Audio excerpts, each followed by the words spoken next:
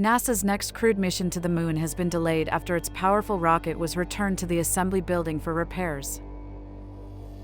The Space Launch System, which will carry astronauts on the historic Artemis II mission, was rolled back on February 25 from Launch Complex-39B to the Vehicle Assembly Building at Kennedy Space Center. Engineers identified a helium flow malfunction in the rocket's upper stage following a fueling test known as a wet dress rehearsal. The problem occurred during a routine procedure used to purge and repressurize the system. Helium is essential for maintaining pressure inside propellant tanks and ensuring fuel flows properly during launch. Because the affected hardware is located in an area that cannot be accessed at the launch pad, NASA decided to move the rocket back indoors to allow technicians to inspect the helium tanks, valves, and associated systems.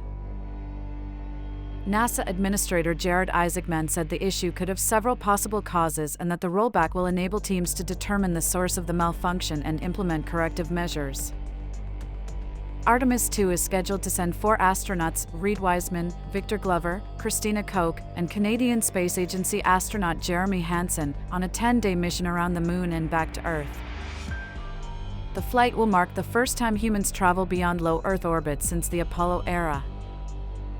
The launch had been targeted for early March, but the delay now pushes the timeline to no earlier than April. NASA officials say the final launch date will depend on the results of the ongoing inspections and repairs. The uncrewed predecessor, Artemis I, also faced multiple technical challenges before successfully launching in November 2022. Despite the setback, NASA maintains that safety remains the top priority as preparations continue for humanity's return to deep space under the broader Artemis program.